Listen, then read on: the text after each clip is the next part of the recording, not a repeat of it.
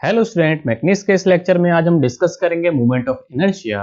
इस lecture video में हम समझेंगे कि मोमेंट ऑफ इनर्शिया क्या है, इसको फाइंड आउट करने के लिए कौन कौन सी थ्योरम का यूज किया जाता है, और लास्ट में हम देखेंगे कि जो हमारे कॉमन सेक्शंस होते हैं उनके लिए मोमेंट ऑफ इनर्शिया का फॉर्मूला क्या क्या होता है। तो चलिए अब स्टार्ट करते हैं।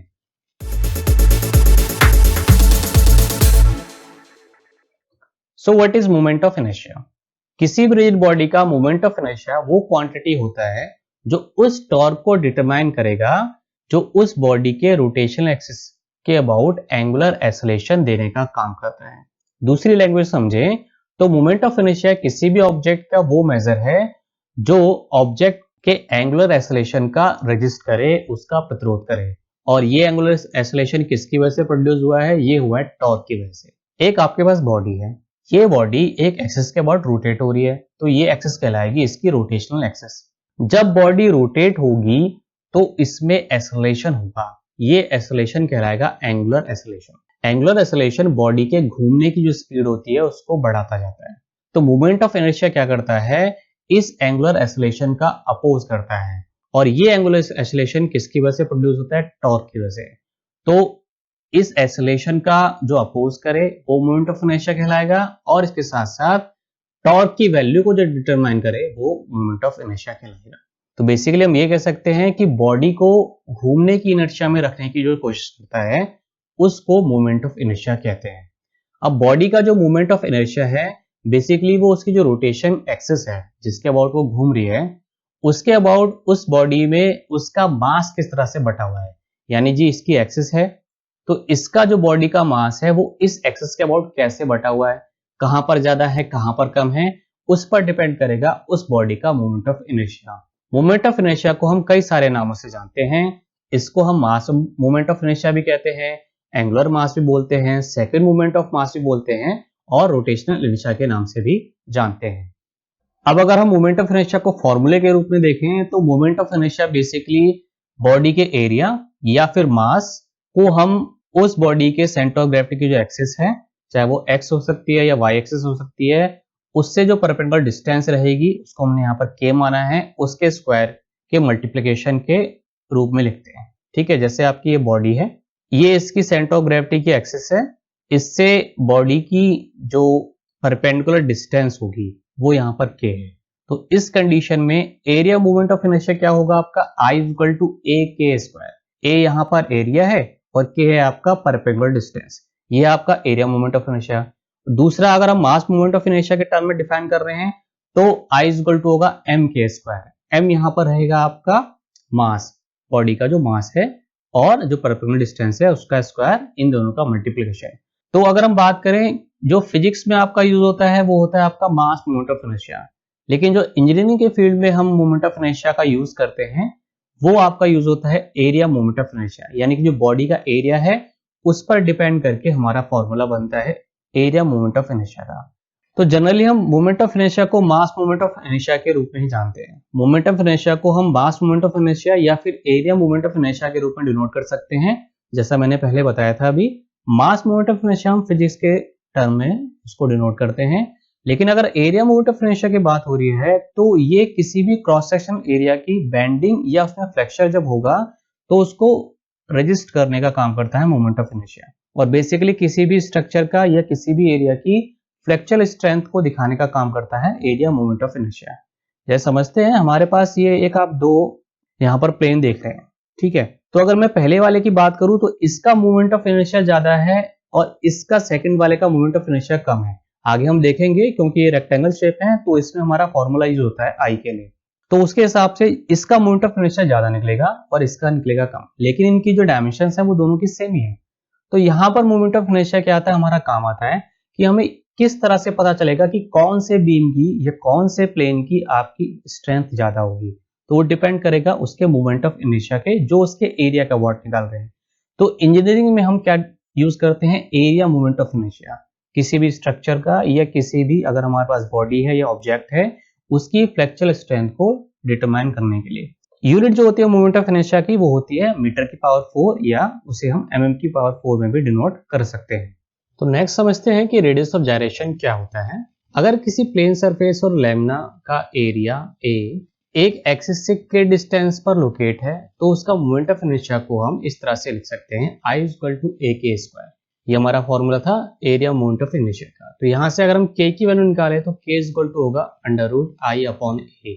यानी कि हमारे पास एक बॉडी है जिसका एरिया ए है और ये किसी एक्सिस के अबाउट रोटेट हो रही है, तो इस एक्सिस और एरिया के बीच की डिस्टेंस होगी वो के होगी और के का यहाँ पर फॉर्मूला आएगा k equal to under root I upon ए।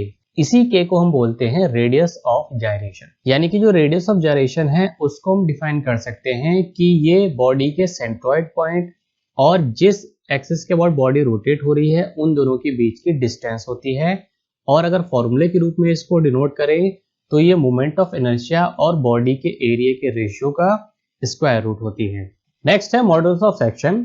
किसी सेक्शन के मोमेंट ऑफ इनर्शिया आई और उस सेक्शन के सेंट्रॉइड एक्सिस की आउटर लेयर से डिस्टेंस जिसको हम डिनोट करेंगे y से, इन दोनों का जो रेशियो होता है वो कहलाता है मॉडुलस ऑफ सेक्शन। डिनोट करते हैं इसे हम z से। यानी कि एक हमारे पास सेक्शन है, ये इसकी न्यूट्रल एक्सिस है यानी कि जो सेंट्रॉइड एक्सिस है, और इससे इसकी जो आउटर लेयर है वहां तक की डिस्टेंस है y, और इसका जो मोमेंट ऑफ इनर्शिया होगा उसको डिनोट करेंगे हम I से। तो इन दोनों का जो रेशियो रहेगा z equal to I upon Y, वही कहलाता है मॉडुलस ऑफ सेक्शन। सेक्शन का जो मॉडुलस ऑफ सेक्शन होगा वो उसके मोमेंट ऑफ इनर्शिया और उसकी सेंट्रॉइड एक्सिस से सबसे बाहर वाली जो उसकी फाइबर होगी उसके बीच की डिस्टेंस होगी y, इन दोनों का रेशियो होता है। किसी भी बीम के लिए जो z होता है, जो मॉडुलस ऑफ सेक्शन होता है, वो उसकी स्ट्रेंथ को रिप्रेजेंट करता है।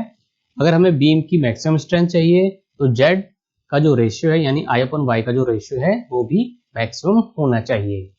तो मोमेंट ऑफ इनर्शिया को निकालने के लिए जो पहले थ्योरम यूज में लाई जाती है वो है पैरेलल एक्सिस थ्योरम। इस थ्योरम के अकॉर्डिंग किसी बॉडी के सेंटर से जाने वाली एक्सिस के पैरेलल एक लाइन ए बी ली जाए तो इस लाइन के अबाउट जो मोमेंट ऑफ इनर्शिया होगा वो बराबर होगा उस बॉडी के सेंटर से जाने वाली लाइन के about moment of inertia plus body के एरिया और दोनों एक्सिस के बीच की डिस्टेंस के स्क्वायर के, यानी कि I इक्वल टू होगा I x x plus A h square, जहां पर I है इस लाइन ए बी के about moment of inertia, x x जो सेंटर से जाने वाली लाइन है उसके अबाउट मोमेंट ऑफ इनर्शिया है आई एक्स एक्स, ए है इस पूरी बॉडी का एरिया और एच है दोनों एक्सिस जो है उनके बीच की डिस्टेंस।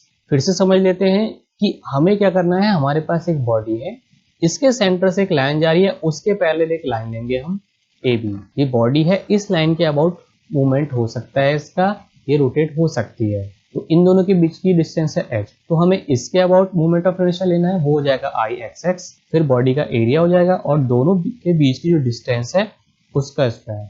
ये पूरा फॉर्मूला यूज होता है पैरेलल एक्सिस थ्योरम के लिए। सेकंड जो थ्योरम लाई जाती है यूज में वो है परपेंडिकुलर एक्सिस थ्योरम। इस थ्योरम के अकॉर्डिंग अगर हमारी बॉडी तीन में से किन्हीं दो एक्सिस के अबाउट सिमेट्रिकल है और हमें दो एक्सिस के अबाउट मोमेंट ऑफ इनर्शिया पता है, तो तीसरी एक्सिस के अबाउट मोमेंट ऑफ इनर्शिया निकालने के लिए हमारा फॉर्मूला होता है I Z Z is equal to I x x plus I Y Y. यानी मान लीजिए जो बॉडी है वो एक्स और वाई एक्सिस के अबाउट सिमेट्रिकल है और इन दोनों के अबाउट हमें मोमेंट ऑफ इनर्शिया पता है, तो जो तीसरी एक्सिस है आई जेड जेड उसके लिए मोमेंट ऑफ इनर्शिया इन दोनों जो मोमेंट ऑफ इनर्शिया है उनके एडिशन से निकल जाता है, यानी कि I Z Z is equal to I x x plus I Y Y. जहां पर आई एक्स एक्स है, एक्स एक्स एक्सिस के about moment of inertia I Y Y है, वाई वाई एक्सिस के about moment of inertia I Z Z है, Z axis के about moment of inertia. अगर हम दोनों थ्योरम की बात करें तो जो परपेंडिकुलर एक्सिस थ्योरम है उसका न्यूमेरिकल में ज्यादा यूज नहीं होता है, क्योंकि इसमें हमारा 3D डायग्राम बनता है। जो हमारी पैरेलल एक्सिस थ्योरम है उसके न्यूमेरिकल हमारे एग्जाम में भी आते हैं, तो उसी की हमें आगे वर्किंग भी करनी होगी। तो मोमेंट ऑफ इनर्शिया के न्यूमेरिकल्स में कुछ फिगर्स यूज में लाए जाते हैं, देखते हैं कि उनके लिए फॉर्मूला क्या क्या होता है। पहले इसमें जो सेक्शन है वो है आपका रेक्टेंगुलर सेक्शन। रेक्टेंगुलर सेक्शन में इसकी जो विड्थ है वो v है और डेप्थ है इसकी d। तो इस कंडीशन में जो फॉर्मूला रहेगा एक्स एक्स एक्सिस के अबाउट जो मोमेंट ऑफ इनर्शिया होगा वो होगा बी डी क्यूब बाई 12 और वाई वाई एक्सिस के अबाउट जो मोमेंट ऑफ इनर्शिया होगा वो होगा डी वी क्यूब बाई 12। दोनों एक्सिस के अबाउट जो फॉर्मूले हैं वो चेंज हो जाएंगे। एक्स एक्स के अबाउट मोमेंट ऑफ इनर्शिया का मतलब होता है बॉडी आपकी एक्स के अबाउट रोटेट हो रही है और वाई के अबाउट का होता है कि बॉडी आपकी वाई के अबाउट रोटेट हो रही है। इसी तरह से हॉलो रेक्टेंगुलर सेक्शन है, खोखला हमारे पास सेक्शन है, तो उस कंडीशन में कैपिटल डी और बी डेप्थ और विड्थ है आउटर सेक्शन की, और small D and B depth और विड्थ है इनर सेक्शन की। तो इस कंडीशन में जो फॉर्मूला रहेगा, एक्स एक्स के अबाउट मोमेंट ऑफ इनर्शिया होगा capital B D cube by 12 minus का बी डी क्यू बाई 12, और वाई वाई के अबाउट जो मोमेंट ऑफ इनर्शिया रहेगा वो होगा capital D B cube by 12 minus small D B cube by 12।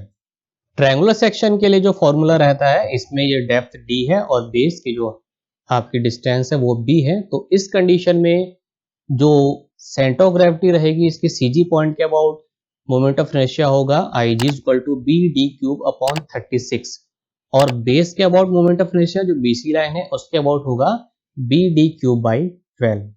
Next circular section में diameter d है, तो इस कंडीशन में आई एक्स एक्स और आई वाई वाई दोनों के लिए जो फॉर्मूला रहेगा वो होगा पाई डी की पावर 4 अपॉन 64।